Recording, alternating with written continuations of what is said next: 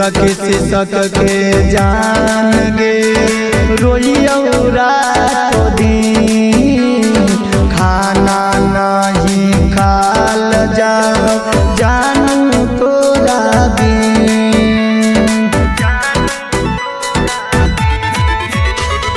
सिसक के जान गे रोइयो रात दिन खाना नहीं खाल जा जानू तोरा बिन। धक धक धड़कऊ दिलवा गे सिनवा जल गयो तोरे याद में रोते रोते फेफड़ा गल गेलो। आगे तोरे याद में रोते रोते फेफड़ा गल गेलो।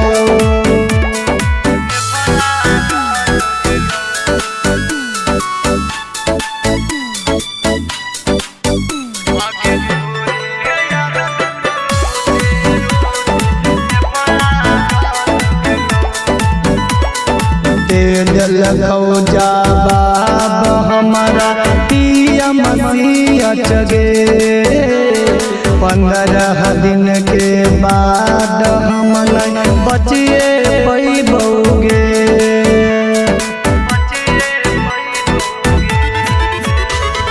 दिल खौजा बाब हमारा पिया मसीहा चगे 15 दिन के बाद हम नहीं बचिए